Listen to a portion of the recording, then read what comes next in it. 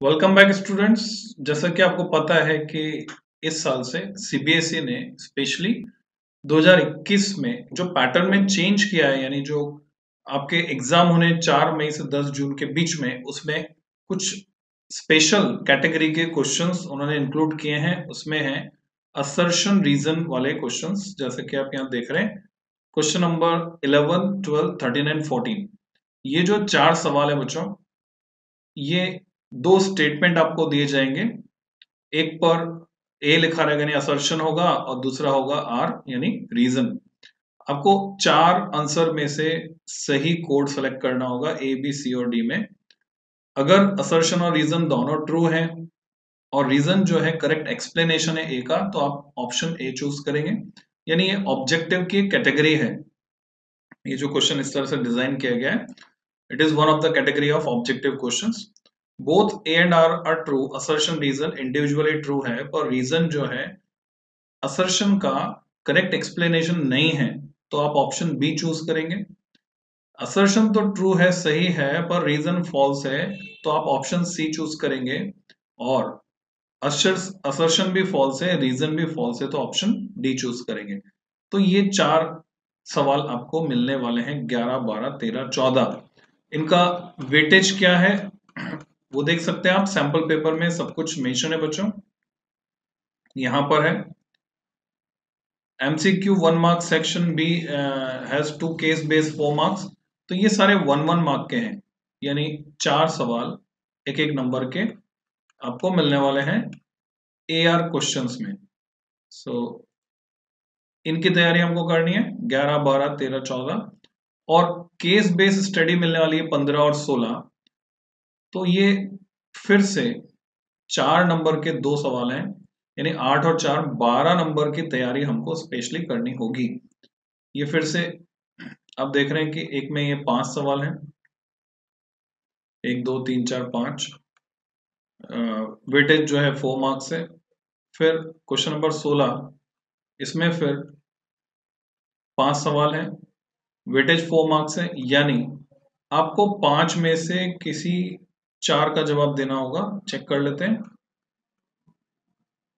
क्या गाइडलाइन है इसके लिए। Case study based question and और कंपल्सरी अटेम्प्ट एनी 4 सब पार्ट्स फ्रॉम ईच क्वेश्चन। ठीक है, तो 5 में से किन्हीं 4 के जवाब आपको देने हैं, और ये भी एक एक नंबर का हो गया। तो कुल मिला के 4 प्लस 4 प्लस 4 यानी 12 नंबर बेस्ड रहेंगे किस पर? केस स्टडी बेस्ड क्वेश्चंस पे और असर्शन रीजन पे। So let's let's prepare this type of questions, जिससे हमारी अच्छी प्रैक्टिस हो जाए और ये हमारे 12 नंबर जो पेपर में है वो श्योर हो जाए। तो इसके लिए बच्चों एक्सरसाइज की है हमारे केंद्रीय विद्यालय वाली टीम ने।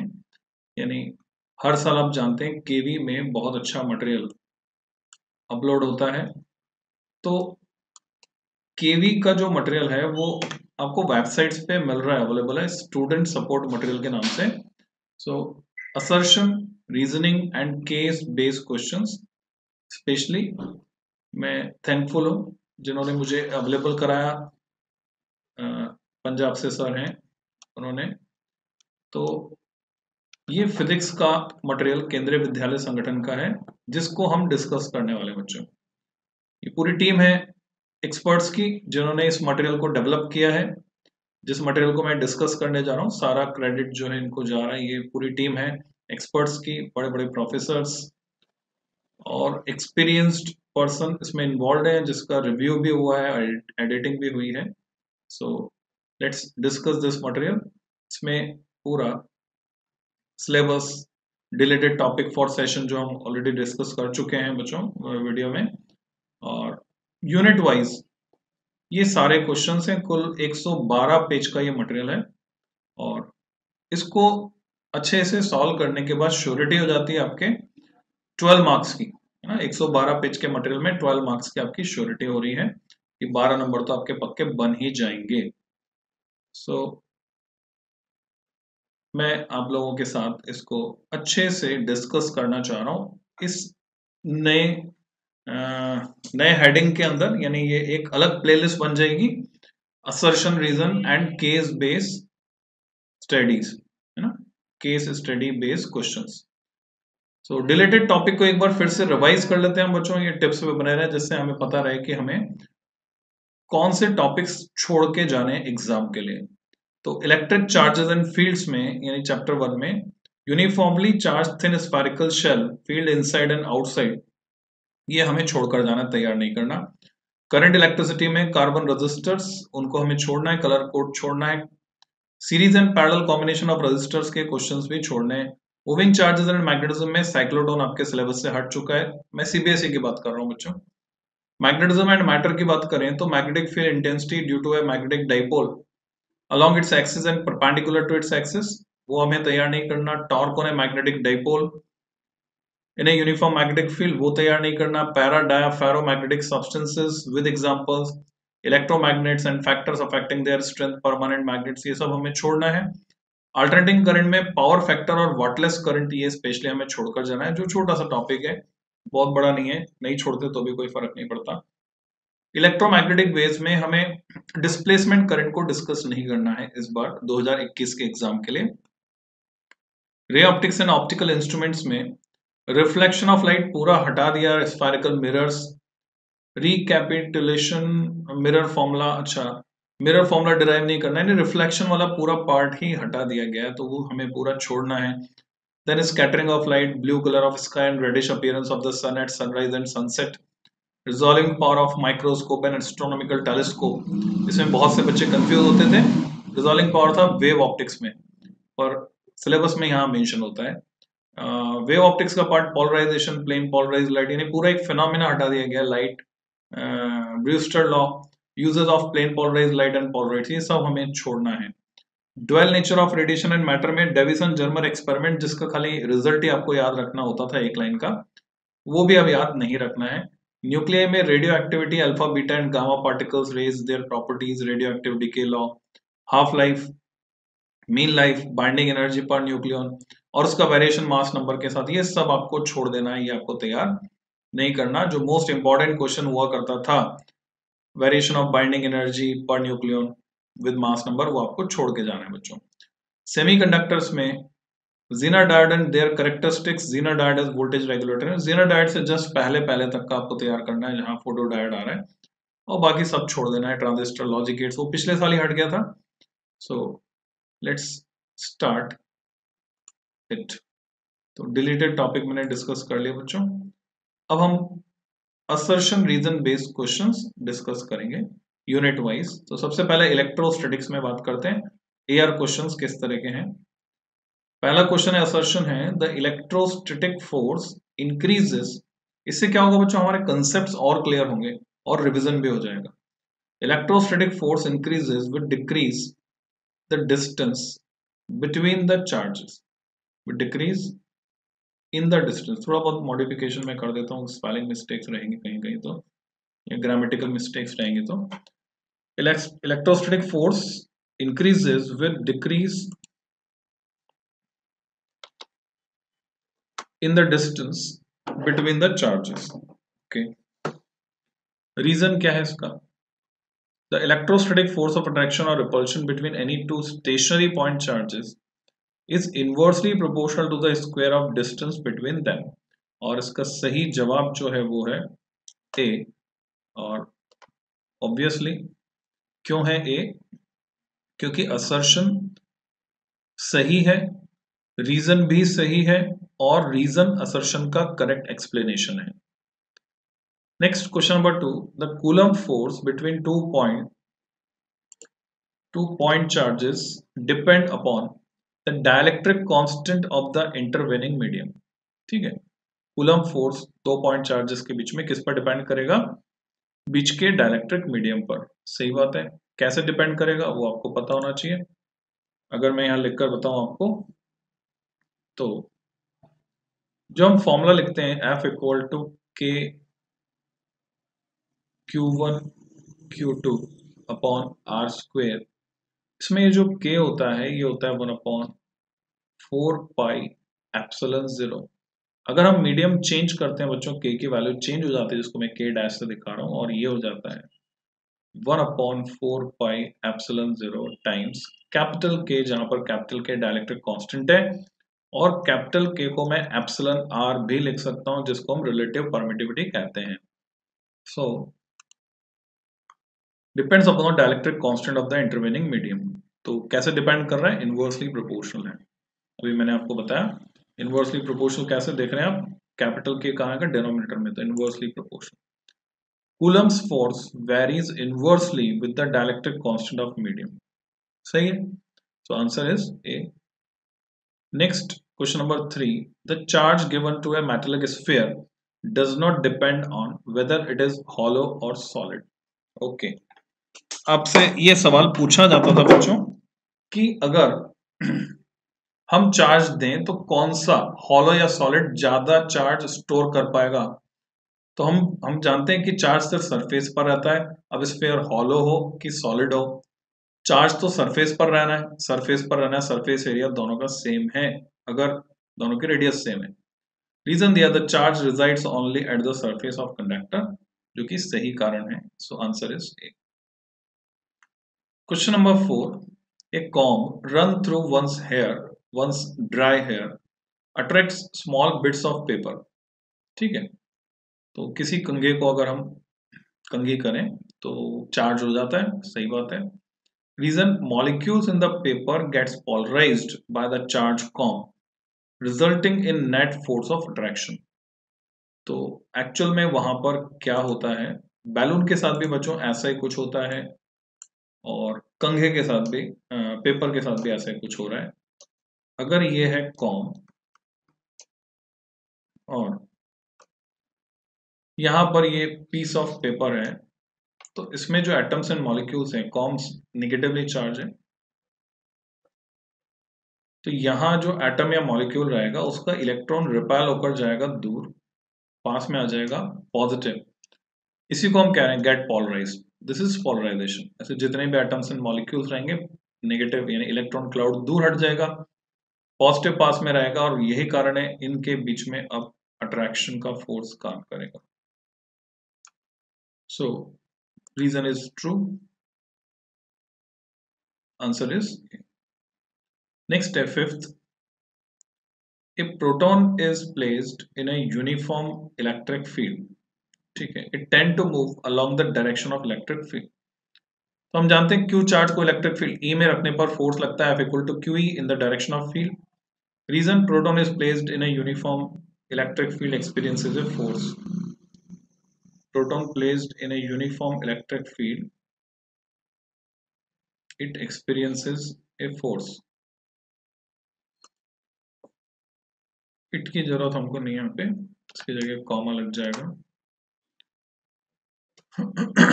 यूनिफॉर्म इलेक्ट्रिक फील्ड ऊपर भी है और यूनिफॉर्म इलेक्ट्रिक फील्ड नीचे भी है।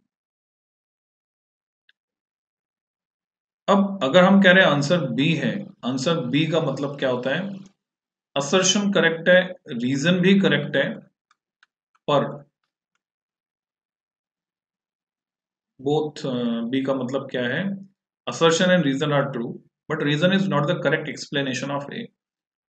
अब असर्शन रीजन वाले क्वेश्चंस में बच्चों यही प्रॉब्लम आती है कि कई बार हमें बाल की खाल निकालनी पड़ती है। तो सोच के देखो कि ये करेक्ट रीजन क्यों नहीं है। Proton placed in uniform electric field experiences a force. ठीक है, उस पर एक फोर्स लग रहा है यूनिफॉर्म इलेक्ट्रिक फील्ड में। Proton is placed in a uniform electric field, it tend to move along the direction of electric field.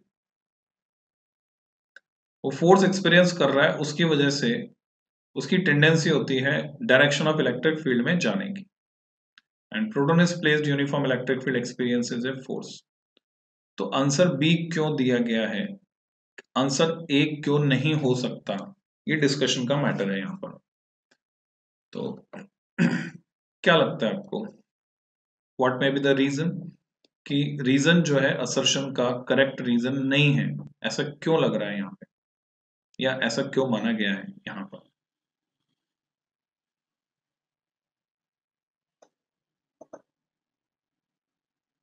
Force experience करेगा, उसकी वजह से उल्टा भी जा सकता है, ठीक है।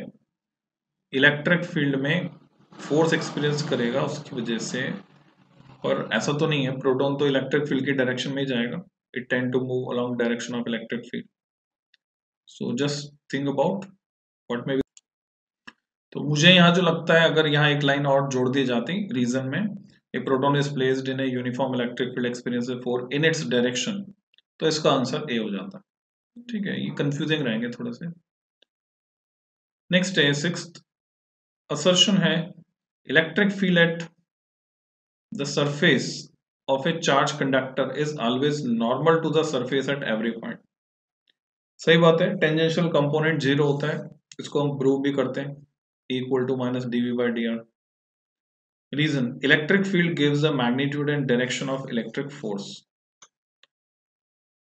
ठीक है, इलेक्ट्रिक फील्ड जो है उसी की डायरेक्शन में फोर्स लगता है, पर अगर नेगेटिव चार्ज हो तो उसके अपोजिट भी लग सकता है। Force experience by any charge placed at any point, ठीक है, फोर्स अपोजिट भी लग सकता है। तो electric field at the surface of a charge conductor is always normal to the surface, ये एक अलग से स्टेटमेंट है जो ट्रू है, और रीजन अलग से ट्रू है इंडिविजुअली, पर रीजन जो है करेक्टली एक्सप्लेन नहीं करता असर्शन को, उसका ये कारण नहीं है, इसलिए आंसर बी है। क्वेश्चन नंबर 7 असर्शन है, the potential inside A hollow spherical charge conductor is zero. तो इसका कंसेप्ट क्या है जो हमने सीखा था, हॉलो स्फेरिकल चार्ज कंडक्टर, उसके अंदर पोटेंशियल जीरो है। Okay, hollow spherical charge conductor, यहां अंदर पोटेंशियल जीरो है। हमने सीखा था अगर ये चार्ज है तो ये इक्वी पोटेंशियल सरफेस होगा पूरे में। अगर ये चार्ज कंडक्टर है, hollow spherical charge conductor, definitely charge conductor है, दिया हुआ है बच्चों, इट इज चार्ज, तो पोटेंशियल जीरो नहीं होता, पोटेंशियल होता है कांस्टेंट, इसलिए ये पहला मतलब स्टेटमेंट गलत हो गया। और रीजन दिया, inside a hollow spherical conductor electric field is constant, electric field zero होता है, रीजन भी गलत हो गया, तो दोनों ही गलत हो गए, इसलिए answer D. Next eighth assertion, electric field lines not form close loop. सही है, इलेक्ट्रिक फील्ड लाइंस के बजाय मैं इसको और स्पेसिफाई करूं तो it is not electric, these are electrostatic field lines. ठीक है, इलेक्ट्रिक फील्ड लाइंस तो बना सकती हैं क्लोज लूप, जैसा हम जानते हैं। इलेक्ट्रिक फील्ड लाइंस क्यों बना सकती हैं, क्योंकि इलेक्ट्रिक फील्ड कंजर्वेटिव नहीं है नेचर में। So electro S T A T I C, electrostatic field lines not form close loop, actual में कभी भी नहीं बनाती, never, never form close loops. Reason, electric field lines are always normal to the surface of a conductor, नहीं, ये reason नहीं है। ठीक है, रीजन क्या है, पॉजिटिव से निकलती हैं, नेगेटिव पर टर्मिनेट होती हैं, ये रीजन हो सकता है। ये रीजन भी हो सकता है कि electrostatic field is conservative in nature, तो आप समझ गए होंगे। तो यहां पर भी मैं इलेक्ट्रोस्टैटिक कर देता हूं क्योंकि ऊपर बात हो रही है। यहाँ इलेक्ट्रिक रख भी सकते हैं, कोई फर्क नहीं पड़ेगा, और इलेक्ट्रोस्टैटिक भी कर सकते हैं, दोनों सही। नेक्स्ट क्वेश्चन नंबर 9 असर्शन है, no work is done in moving a test charge from one point to another over an equipotential surface. सही है, इक्विपोटेंशियल सरफेस पर एक चार्ज को एक पॉइंट से दूसरे पॉइंट तक ले जाने में वर्क डन जीरो होता है। उसका रीजन ये है कि अगर मैं फॉर्मूला लिखूं वर्क डन का, तो वर्क डन होता है charge into potential difference, and potential difference is zero, so work done becomes zero equipotential surface पर। reason दिया, electric field is always normal to the equipotential surface at every point। ये statement तो सही है, electric field हमेशा normal होता है equipotential surface पर हर पॉइंट पर, पर उसकी वजह से ये ऐसा नहीं है, तो रीजन जो है डायरेक्टली लिंक नहीं हो रहा असर्शन से, that's why answer is B. Next है, no work is done in moving a point charge q around a circular arc of radius r at the center of which another point charge q is located। सही है, assertion is correct because वो equipotential surface होती है और work done in a close path zero होता है, ये भी रीजन है। No work is done in moving a test charge from one point to another over an equipotential surface, सही है और एक्सप्लेनेशन मैच करता है, that's why answer is A. Question number 11, metal plate is introduced between the plates of a charged parallel plate capacitor। ये बच्चों question की language के साथ साथ आपको क्या करना चाहिए, इमेजिन करना चाहिए। तो एक आपको कैपेसिटर दिख रहा है, उसके बीच में, दोनों प्लेट्स के बीच में मेटल प्लेट को इंट्रोड्यूस कर दिया गया है, तो क्या इसकी कैपेसिटी बढ़ जाती है? चेक करते हैं कैपेसिटी बढ़ती है क्या मेटल प्लेट को इंट्रोड्यूस करने पर। एक्चुअल में ये दो कैपेसिटर की तरह हो जाता है जो सीरीज में जुड़े हुए हैं, तो लिख कर देखें। पर अगर मेटल प्लेट इंट्रोड्यूस किस तरह से किया उस पर डिपेंड करता है। तो अभी मैं इस क्वेश्चन को क्रिटिसाइज करने वाला हूं, तो ध्यान से आप सुनना। रीजन दिया है, metal plate is introduced between the plates of a charge parallel plate capacitor, the effective separation between the plates is decreased. Effective separation decrease होने की वजह से कैपेसिटी बढ़ रही है। ओके, इसको हम डायग्राम की मदद से समझने की कोशिश करते हैं। अगर ये एक कैपेसिटर है जिसकी प्लेट्स चार्ज्ड हैं, यानी यहां पर है प्लस क्यू, यहां पर है माइनस क्यू, और इसकी कैपेसिटी है सी। इसकी प्लेट्स के बीच की जो डिस्टेंस है वो d है, तो मैं कैपेसिटी c को लिख सकता हूं। अगर ओवरलैपिंग एरिया जो है प्लेट्स का वो a है, तो मैं c के लिए एक्सप्रेशन लिख सकता हूं epsilon 0 a upon d, this is capacity. अब हमने क्या किया, बीच में एक मेटल प्लेट इंट्रोड्यूस कर दी, और अब इसको मैं एक की बजाय दो कैपेसिटर मान सकता हूं। अगर मेटल प्लेट बहुत ही पतली है, जस्ट लाइक ए फॉइल, तो कोई फर्क नहीं पड़ रहा, इसकी कैपेसिटी डिस्टेंस d/2 होने की वजह से डबल हो गई, यानी 2c, और इसकी कैपेसिटी भी हो गई 2c। बाकी सब तो सेम है, डिस्टेंस आधी रह गई है, यानी ये यहाँ से यहाँ तक एक कैपेसिटर हो गया और यहाँ से यहाँ तक दूसरा कैपेसिटर हो गया जो आपस में सीरीज में है। 2c सीरीज में जोड़ेंगे तो इक्विवेलेंट बनता है c, यानी कैपेसिटी में कोई चेंज नहीं आता देखा जाए तो। पर जब रीजन में लिखा है मेटल प्लेट इंट्रोड्यूस करने की वजह से डिस्टेंस कम हो रही है, इसका मतलब हम ये मान के चल सकते हैं कि मेटल प्लेट खुद मोटी है। मोटी प्लेट है तो इफेक्टिव डिस्टेंस यहाँ d/2 से कम रह गई और यहाँ पर भी d/2 से कम रहेगी, तो कैपेसिटी 2c से भी ज्यादा होगी, यहाँ पर भी 2c से ज्यादा होगी, तो ओवरऑल कैपेसिटी c से ज्यादा होगी, यानी कैपेसिटी बढ़ जाएगी। कैपेसिटी बढ़ जाएगी तो ये यहाँ पर क्या लिखा है, यहाँ पर लिखा है इफेक्टिव सेपरेशन मेटल प्लेट, तो कैपेसिटेंस इंक्रीज लिखा हुआ है, तो इसलिए हमने आंसर बनाया ए। अब यहाँ पर क्रिटिसाइज जो मैं कर रहा हूँ वो ये ध्यान से सुनिए, ऐसा क्वेश्चन पहले बन चुका है बच्चों।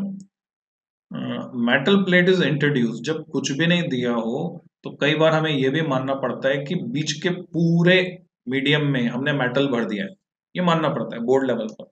जब उन्होंने स्पेसिफाई नहीं किया हो कि कितनी दूरी में, तो बीच में पूरे में ही मेटल भर दिया, ये मानना पड़ सकता है आपको। नेक्स्ट क्वेश्चन पे चलते हैं।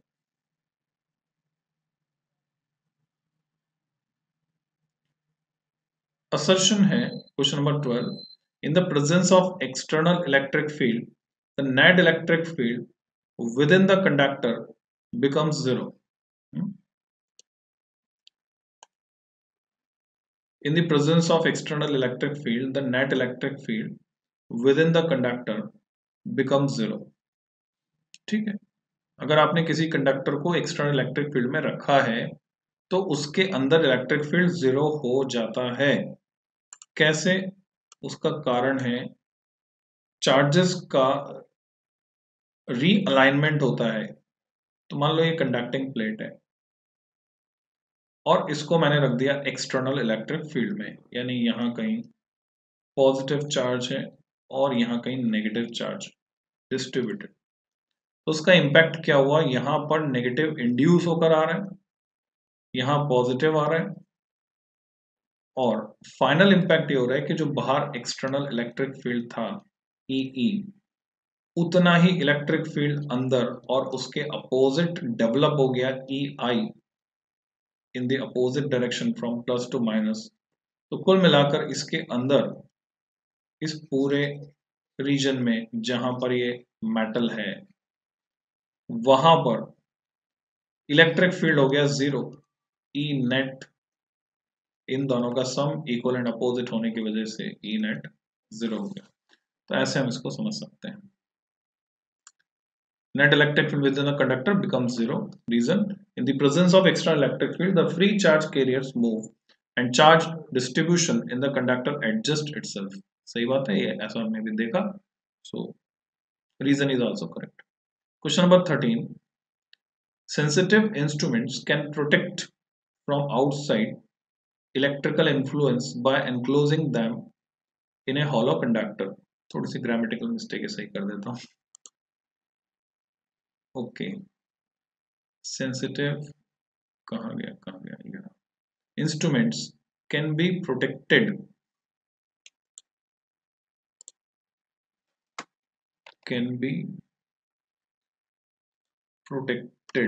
बचाया जा सकता है from outside electrical influence by enclosing them in a hollow conductor. उनको कहाँ रख देंगे हम? खोखले चालक में, hollow conductor. Reason: potential inside the cavity is zero. Potential cavity में तो जीरो नहीं होता है, कांस्टेंट होता है. तो रीजन इसको सही से लिंक नहीं कर रहा है. तो आंसर सी हम कब लिखते हैं? तो बच्चों आंसर सी हम लिखते हैं जब ए ट्रू है और आर जो है वो फॉल्स है, तब हम लिखते हैं आंसर सी. तो ए ट्रू है but reason is false, that's why answer is C. Potential inside a cavity zero नहीं होता. नेक्स्ट 14th assertion है earthing provides a safety measure for electrical circuits and appliances. सही बात है, shock लगने का खतरा जो है वो से बच जाते हैं हम, अर्थिंग प्रॉपर होनी चाहिए. Reason: when we bring a charge body in contact with earth, all the excess charge on the body disappears by causing a momentary current to pass to ground through the connecting conductor. सही बात है, इसी वजह से क्योंकि current हमेशा prefer करती है लोएस्ट रेजिस्टेंस का पाथ, तो सारा का सारा चार्ज अर्थ को कंडक्ट हो जाएगा और हमारी बॉडी में से होकर नहीं जाएगा, इसलिए हमें शॉक नहीं लगेगा. 15th क्वेश्चन है the total amount of charge on a body equal to 4 into 10⁻⁹ coulomb is not possible. बोल रहे इतना चार्ज होना पॉसिबल नहीं है. तो इसको किससे चेक करते हैं बच्चों? आपको याद आ गया होगा फॉर्मूला. क्योंकि चार्ज माइक्रोस्कोपिक लेवल पर है, 10⁻⁹ coulomb is microscopic not macroscopic, microscopic level. तो we can check it with Q equal to NE. Quantization से चेक करेंगे तो n इंटीजर आना चाहिए जो कि यहाँ पर नहीं आ रहा है. जब मैं वैल्यू रखूंगा e की तो 1.6 का उसका डबल 3.2 होता है और फिर 3 टाइम्स करेंगे तो 16 3 48 4.8 होता है. तो 4.8 अगर यहाँ होता तो हम कहते हैं हाँ, पर 4.8 नहीं है. Experimentally it is established that all free charges are integral multiple of a basic unit of charge denoted by E. The charge Q on a body is always given by Q equal to NE. Reason is correct. Quantization को follow नहीं कर रहा है इसलिए possible नहीं है. So answer is A. 16th question the net force on a dipole in a uniform electric dipole is zero. Okay मैं correction कर देता हूं. The net force on a dipole in a uniform electric field आना चाहिए यहाँ पे बच्चों, field is zero. और रीजन है electric dipole moment is a vector directed from -Q to +Q. Electric dipole moment -Q से +Q करेक्ट है, पर वो इसका रीजन नहीं है. नेट फोर्स जो है वो जीरो क्यों है? क्योंकि forces are equal and opposite. एक पर एक डायरेक्शन में लगेगा, दूसरे पर दूसरी डायरेक्शन में लगेगा. That's why answer is B. 17th question electrostatic forces are conservative in nature. ठीक है सही बात है, gravitational force electrostatic force but not the magnetic force. Reason work done by electrostatic force is path dependent. उल्टी बात हो गई. अगर कंजर्वेटिव होगा तो पाथ इंडिपेंडेंट होगा, ना कि पाथ डिपेंडेंट होगा। That's why answer is C, क्योंकि रीजन सही नहीं है। सेकंड स्टेटमेंट गलत है। 18th question, assertion: the field intensity in between such sheets having equal and opposite uniform surface densities of charge become constant. आप imagine कर पा रहे हैं क्या सिचुएशन है? Sheets equal and opposite uniform surface densities, ऐसा किसमें होता है? सरफेस चार्ज डेंसिटीज बोलना बेटर होगा, सरफेस चार्ज डेंसिटीज। ठीक है, चार्ज है उनके पास। ओके, सरफेस चार्ज लिखा हुआ है। बिकम कांस्टेंट, इलेक्ट्रिक फील्ड किसी कैपेसिटर के बीच में यूनिफॉर्म होता है, तो उसी की बात कर रहे हैं। Reason: the field intensity does not depend upon the distance between the thin sheet.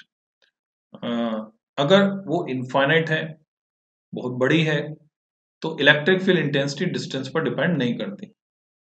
तो ऐसे सिचुएशन में साथ में अजम्पशन होना चाहिए इसके, तब ये आंसर ए बनेगा। अजम्पशन क्या रहेगा? Sheet is of infinite size compare to the distance between the sheets.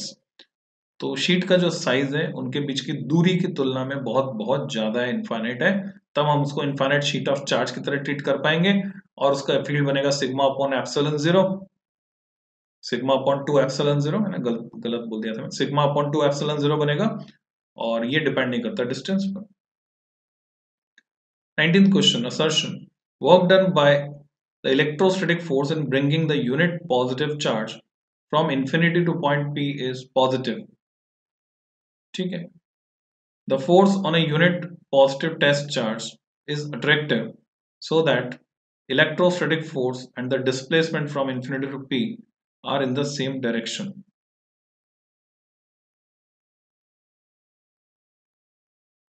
ठीक है, वर्क डन पॉजिटिव है क्योंकि force on a unit positive test charge is attractive. Attractive तो तब होगा जब इधर माइनस क्यू पड़ा हो, तो माइनस क्यू पड़ा है तब वो खींचेगा, जिधर फोर्स लग रहा है उधर डिस्प्लेसमेंट होगा, वर्क डन पॉजिटिव होगा नहीं। हम यहाँ पर इलेक्ट्रोस्टैटिक्स में वर्क डन बाय सिस्टम, यहाँ थोड़ी सी कंट्रोवर्सी बच्चों, थोड़ा सा समझ के चलना होगा आपको इसको, यहाँ कुछ गड़बड़ सी लग रही है मेरे को, तो लेट्स चेक।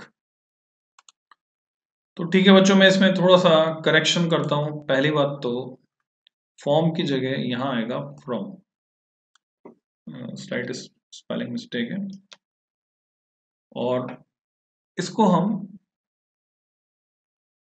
पिक्चर की फॉर्म में बनाकर देखते हैं, उससे हमें क्लैरिटी आएगी। Work done by electrostatic force, मान लीजिए जैसे कि ये जो डेफिनेशन हमने लिखी थी पोटेंशियल की डेफिनेशन अगर आप याद कर लें या थ्योरी में देखें, दिमाग में दोहराएं, तो आपको पता है यहाँ सोर्स चार्ज है अगर Q, जिससे R दूरी पर कोई पॉइंट है P, at distance R, point P is here is point P। तो टेस्ट चार्ज को मैं इंफिनिटी से लेकर जब आता हूं, तो टेस्ट चार्ज रिपेल होता है, तो एक्सटर्नल एजेंसी को वर्क करना पड़ता है, जिसकी वजह से यहाँ पोटेंशियल पॉजिटिव में मिलता है V एट P, जिसको हम लिखते हैं KQ/R। कब? जब वर्क डन पॉजिटिव होता है, यानी एक्सटर्नल एजेंसी वर्क करती है। एक्सटर्नल एजेंसी जब वर्क करती है तो हम पॉजिटिव मानते हैं, सिस्टम अगर वर्क करता है तो हम नेगेटिव मानते हैं, क्योंकि सिस्टम की एनर्जी खर्च हो रही है। कंसेप्ट यह है इलेक्ट्रोस्टैटिक्स में, उल्टा है थर्मोडायनेमिक्स से। थर्मोडायनेमिक्स में होता है सिस्टम जब वर्क करता है तो पॉजिटिव लेते हैं। सो यहां पर पहली बात तो ये स्टेटमेंट गलत हो गया। ठीक है, work done by electrostatic force in bringing unit positive charge from infinity two point P is positive. पर अगर हम इस स्टेटमेंट को सही मान लें कि पॉजिटिव है, ये पॉजिटिव कब होगा? ये केवल तब पॉजिटिव होगा,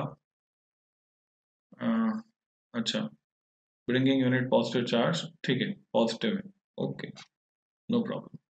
work done by electrostatic force, अच्छा, work done by electrostatic force है, okay okay, statement becomes wrong. ये तो work done by external agency positive है, तो work done by electrostatic force तो नेगेटिव हुआ है यहाँ पर, समझ रहे हैं? इलेक्ट्रोस्टैटिक फोर्स ये Q इस +1 को रिपेल कर रहा है उस डायरेक्शन में, डिस्प्लेसमेंट उसके अपोजिट डायरेक्शन में हो रहा है। Work done is negative here, not positive, अगर हम टेस्ट चार्ज को लेकर आ रहे हैं, यूनिट पॉजिटिव चार्ज को, तो assertion is wrong. The force on a unit positive test charge is attractive, बात ही गलत है, reason is also wrong because attractive तो तब होगा जब यहाँ माइनस क्यू होगा, ठीक है, माइनस क्यू होगा तो अट्रैक्टिव होगा, नहीं तो नहीं होगा। तो इसको दूसरे एस्पेक्ट में देखें, अगर मैं असर्शन को भी करेक्ट बनाना चाहता हूं, मुझे यहां पे मानना पड़ेगा माइनस क्यू है, माइनस क्यू है तो ये होगा माइनस में, तो work done bye electrostatic force in bringing the unit positive charge becomes positive, then it is okay, क्योंकि work done by system is negative, और the force on unit positive test charge is attractive है इसलिए positive है, so the electrostatic force and the displacement from infinity are in the same direction, तब ये answer A बनता है। तो अभी सारा सही हो गया इस एस्पेक्ट में देखें तो, तब जब यह माइनस क्यू होगा तो ये आपको सिचुएशन इमेजिन करके देखनी होगी, नेगेटिव चार्ज के पास आप ला रहे हैं यूनिट पॉजिटिव चार्ज, तभी ये अट्रैक्टिव है। अब ये दोनों लिंक हो गए, दोनों सेंटेंसेस लिंक हो गए, so it is like this. तो अच्छा सवाल है, घुमाने वाला। क्वेश्चन नंबर 20 पे चलते हैं। The interior of a conductor can have no excess charge in the static situation, सही है। स्टैटिक सिचुएशन में कंडक्टर के अंदर कभी चार्ज होगा ही नहीं, डायनामिक सिचुएशन में होगा, करंट इलेक्ट्रिसिटी में हम पढ़ते हैं इसी चीज को। स्टैटिक सिचुएशन में कंडक्टर के अंदर कोई चार्ज नहीं होगा, ये सही बात है। Electrostatic potential is constant throughout the volume of the conductor and has the same value as inside on its surface, ये रीजन नहीं है उसका। स्टैटिक उसमें रीजन क्या है कि अगर चार्ज होगा, एक्सेस चार्ज होगा तो फोर्स लगेगा उसमें, फील्ड लाइंस होगी, फोर्स लगेगा तो चार्ज सरफेस पर आ जाएगा, that's why answer is B. हालांकि रीजन सही है अपने आप में, पर परफेक्ट मैच नहीं करता असर्शन के रीजन। तो ये हमने एआर बेस्ड क्वेश्चन डिस्कस किए, 20 क्वेश्चन सफिशिएंट होते हैं बच्चों, इलेक्ट्रोस्टैटिक्स से हमने डिस्कस किए। अब